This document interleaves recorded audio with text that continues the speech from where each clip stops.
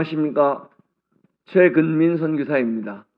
선교사가 쓰는 선교학개론, 선교의 경험들을 선교 이론에 담아보는, 정리해보는 그런 세미나 강의입니다. 제5강, 오늘은 선교사의 부르심, 콜링에 대해서 말씀을 드리고자 합니다.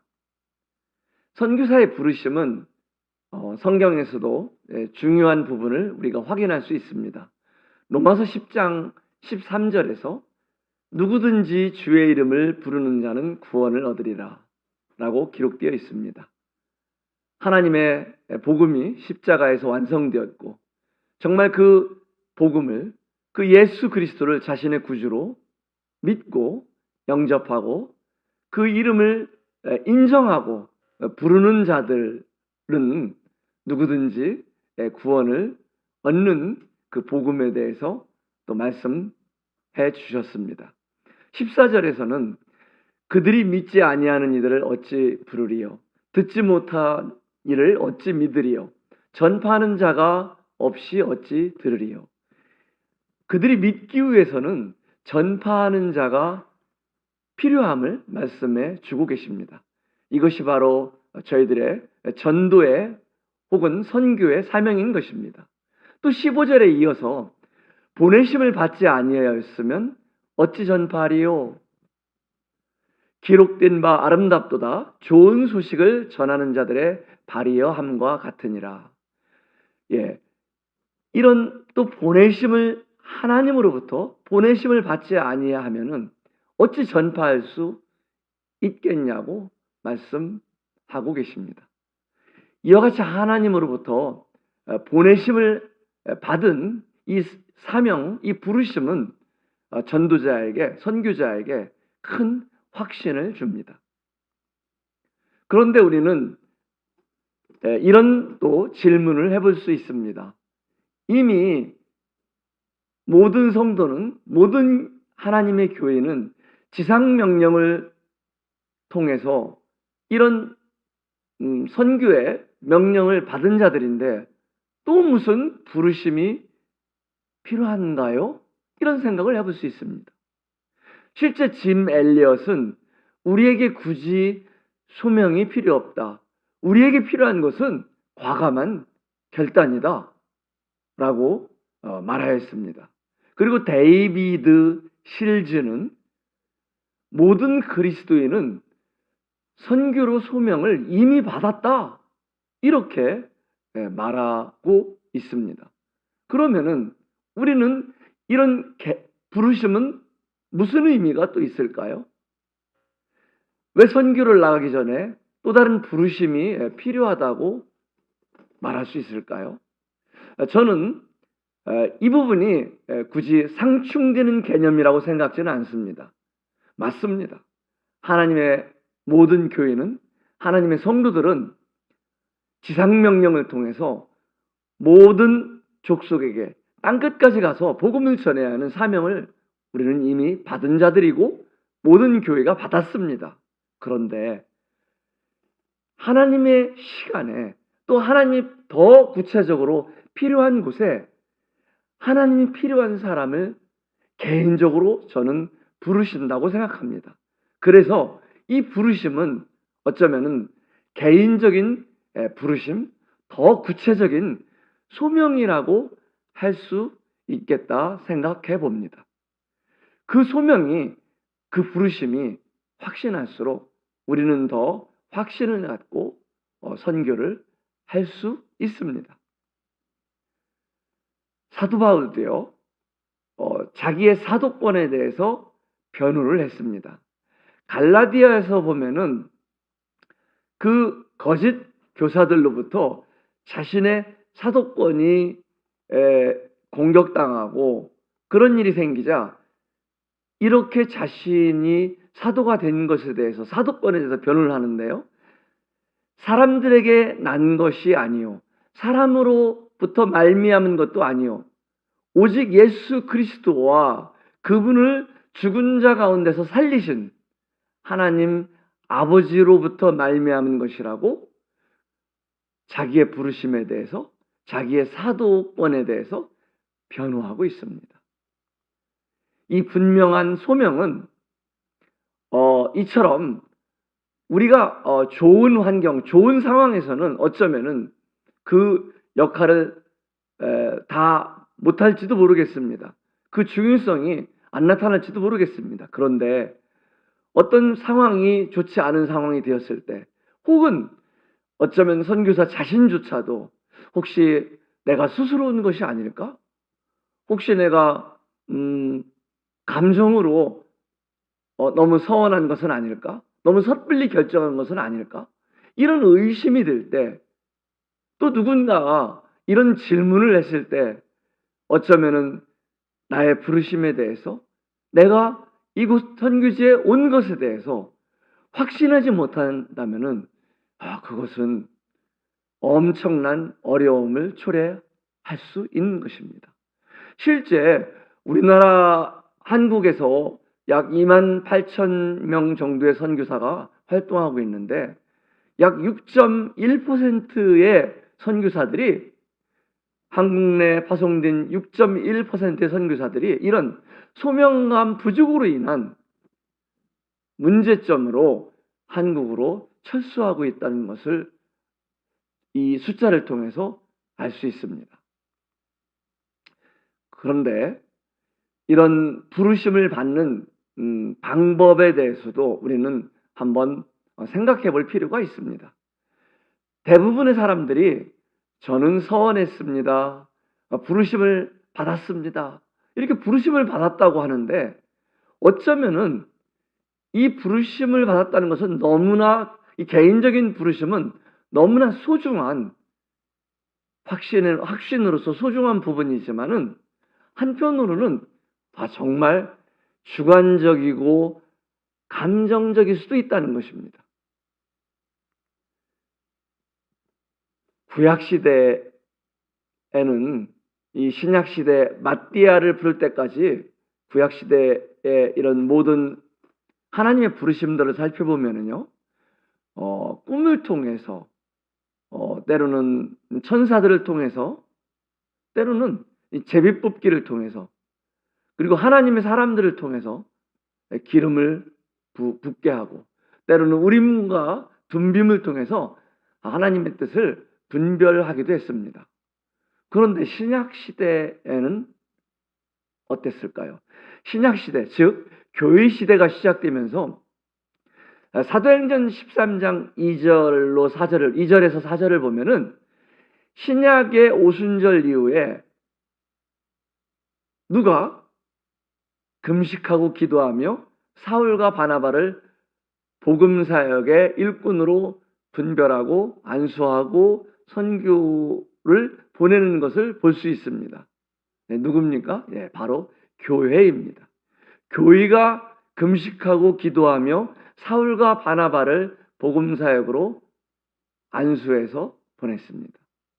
이런 교회는 사도행전 시기에는 사실 성령님이 직접적인 인도하심이, 특히 사도행전 초기에는 성령님의 직접적인 인도하심이 분명한 시기였음에도 불구하고, 점차 시간이 흐르면서 이제는 개인적인 부르심보다는 하나님께서 교회를 통해서, 교회가 함께 기도하고 안수하고 파송했던 것을 볼 수 있습니다. 오늘날에는 하나님께서 그러면 어떤 사람들을 부르시고 사용하실까요? 가정과 교회와 직장에서 자기의 일에 충실한 사람을 부르신다고 생각합니다. 또 신앙의 기본이 바로 세워져 있고 준비되어 있는 사람을 부르신다고 생각합니다. 또 가장 중요한 인격적인 부분에서도 겸손한 사람을 하나님께서 부르신다고 생각합니다. 디모데후서 2장 20절에서도 사실 큰 집에는 여러 그릇이 있는데 금그릇과 은그릇과 나무그릇과 질그릇이 있지만은 이 그릇의 재료보다는 필요에 따라서, 용도에 따라서 바로 합당한 때, 합당한 곳에 각기 그 그릇들을 사용하시는데 준비된 그릇, 깨끗한 그릇을 사용하신다고 약속하셨기 때문에 그렇습니다. 우리는 이 성경에 보면은요, 모세와 여호수아와 기드온과 다윗과 이 사울을 하나님께서 부르실 때 이들의 특징이 있었어요. 이들의 특징은 겸손이었습니다. 심지어는 사울 왕, 이스라엘의 첫 번째로 세워진 사울 왕, 실패한 왕일지라도 그 왕의 처음은 하나님이 사울을 부르실 때는 그는 너무나 겸손한 자였습니다. 모세의 겸손은 정말 어쩌면은 나약함이라고 표현할 정도로 이렇게 계속해서 하나님의 부르심 앞에 대답하지 못할 때도 하나님은 아론을 세워서 그러면 내가 대변인을 세워주겠다. 이렇게까지 모세를 지지해 주십니다. 기도는 어땠습니까? 이 두 번이나 자기가 확신하지 못하고 개인적인 확신을 위해서 제안할 때 하나님께서는 이 기도원의 제안을 또 지지해 주십니다. 정말 우리는 이런 사건들을 통해서 겸손일까? 아니면 의심일까? 불신앙일까? 이게 혼돈이 될 수도 있습니다. 그렇지만은 이런 정말 의심과 불신앙은 문제가 있지만은 확신을 찾아가는, 확신을 얻고자 하는 그런 겸손으로부터 온 것이라면은 저는 그것은 하나님께서 우리의 연약함을 동일하게 언제든지 지지해 주신다고 믿습니다. 우리는 어떻게 부르심을 듣고 또 하나님의 뜻을 분별할 수 있을까요? 첫 번째로 우리의 삶에 충실할 때 하나님께서는 우리의 삶의 현장에 찾아오신다는 것입니다. 두 번째로는 처음부터 교회와 함께 하라는 것입니다. 개인적으로 훈련을 받거나 개인적으로 선교 준비를 다 마친 다음에 그 다음에 교회에 파송 요청을 하는 것은 바람직하지 않습니다. 세 번째로 우리는 마음 가운데 감동이 되고 어떤 사건과 어떤 일을 통해서 도전이 되어질 때가 있고 혹은 부담이 되어질 때가 있습니다. 그러면서 계속해서 그것이 마음에 떠나지 않을 때 반복될 때는 이것이 단순한 어떤 나의 감정이 아니라 어떤 호소에 대한 요청에 대한 나의 반응이 아니라 또 즉흥적인 나의 반응이 아니라 정말 계속되는 거다 생각하면은 네, 이것이 하나님으로부터 온 것인가를 더 신중하게 생각할 수 있습니다. 이 사무엘은 엘리와 함께 성전에 거할 때 사실 첫 번째, 두 번째 부르심에는 이것이 꿈인지 하나님의 부르심인지 확신할 수 없었습니다. 이 제사장 엘리를 통해서 그는 세 번째 부르심을 하나님으로부터 오는 부르심을 알았고 그 음성을 들을 수 있었습니다. 저는요, 하나님께서 어떤 사람을 어떤 일에 택하신다면은 그 음성을 들을 때까지 계속해서 역사해 주신다고 믿습니다. 네 번째, 주님이 분명한 부르심이라면은 부르신 말씀과 약속을 달라고 기도할 수도 있다고 생각합니다. 물론 약속이 있어야만 나갈 수 있다. 이것은 필수 코스는 아니라고 생각합니다만은 그러나 이 약속과 함께 떠날 수 있는 선교사는 더 행복한 선교사이고 더 안전한 선교를 할 수 있다고 생각합니다. 아까도 말씀드렸죠. 상황이 어려워질 때 나의 정체성을 확인해 주는 것은 나 자신이 아니라 다른 제3자가 아니라 바로 하나님의 약속인 것입니다. 그렇지. 나를 부르신 이가 하나님이신데. 그렇게 우리는 확인하고 다시 일어설 수 있기 때문입니다. 다섯 번째, 교회의 분별입니다. 저는 계속해서 이 선교로 나가기 전에 분별과 부르심과 분별과 파송에 대해서 교회와 함께하라는 것을 강조하고 있습니다. 선교사는 개인적으로 부르심을 받고 개인적으로 떠나는 일이 아닙니다. 파송교회와 함께 그리고 교회의 기도와 후원과 함께 시작할 수 있기 때문입니다. 여섯 번째, 성령님의 인도하심을 끝까지 잘 분별해야 됩니다. 이것을 위해서는 가장 먼저 자아를 내려놓는 것이 필요합니다. 때는 정말 선교지에 나아가려는 동기를 우리는 스스로 확인해 보아야 됩니다. 어떤 정말 하나님께서 나를 부르신 것이 하나님의 복음을 위해서 그 나라의 영혼들을 위해서 내가 나가고자 하는 것인지 아니면은 내가 현재의 삶의 어떤 어려움 때문에 피난처로 아니면 어떤 다른 동기로 나가고자 하는 것인지 예, 물론 저는 그렇게도 나갈 수 있다고 생각합니다. 왜냐하면 하나님은 워낙 다양한 방법으로 다양한 사람들을 선택하시고요. 부르시고요. 비록 부르실 때 최선의 것은 아니지만은 하나님께서 그들을 부르셨을 때 책임지고 또 최선의 것으로 사용하신다고 믿습니다. 그러나 그것은 건강한 또 균형 잡힌 좀 더 성경적인 그 다음에 좀 더 안전한 방법은 아니라는 것이죠. 일곱 번째, 환경을 통해서도 하나님 인도하심을 분별할 수 있습니다. 우리는 우리를 선교사로 부르실 때 때로는 환경을 통해서 막을 수도 있고요. 때로는 환경을 통해서 인도할 수도 있습니다. 그러나 제가 환경을 왜 일곱 번째로 정의했을까요? 정립했을까요? 네, 그만큼 너무 환경을 중요시 여기는 것은 바람직하지 않을 수 있기 때문입니다. 여덟 번째, 온 가족과 함께 기도하고 함께 분별하라는 것입니다.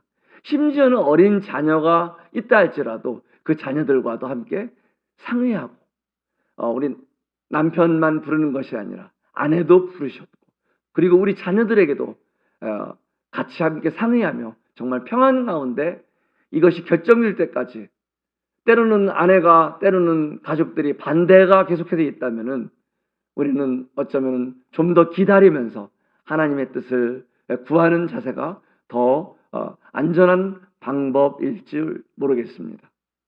아홉 번째 분별하는 방법은 선교지 답사를 추천해 드립니다. 교회에 상의하고 개인적인로 존경하는 우리 리더들과 상의도 해보시고요. 그리고 선교지 답사를 통해서 직접 그 나가고자 하는 선교지를 통해서 하나님의 부르심을 더 한 번 확인해보는 그런 절차도 더 안전한 방법이라 할 수 있겠습니다. 기도원은 두 번이나 하나님께 제안했습니다. 저는 그것을 의심이라고 생각하지는 않습니다. 자기의 부르심에 대해서 왜냐하면 자기가 너무나 연약하기 때문에 자기의 존재가 너무나 약한 존재임을 알기 때문에 자기에게 이 맡긴 미디안 사람들과의 이 전쟁이 너무나 크고 두려운 일이었기 때문에 확신을 갖고 싶었던 것 같아요. 그래서 저는 그 부분을 단순한 의심이나 핑계라고 생각지 않습니다. 자기의 부르심에 대해서 어쩌면은 더 확실히 확인하고 싶었던 기도원인 줄 모르겠습니다. 부르심이 확신할수록요, 우리는 담대할수록 선교지에 나간 후에 이 소명이 선교사를 견디게 합니다. 그런데 이 부르심은요, 이 확신은요, 단번에 몇 장 몇 절 말씀 들고 가는 건 그것이 다 맞는 키가 아닙니다.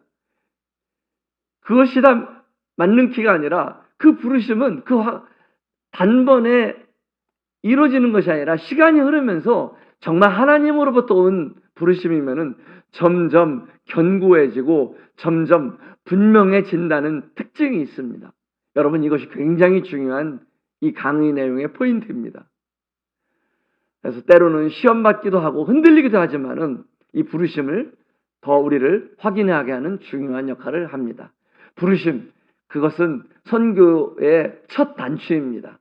다양하게 그렇지만 분명하게 인도하시는 하나님의 소명을 듣고 확신을 갖고 지역교회 파송 가운데 출발하는 것이 축복된 안전한 성경적인 선교의 시작입니다. 감사합니다.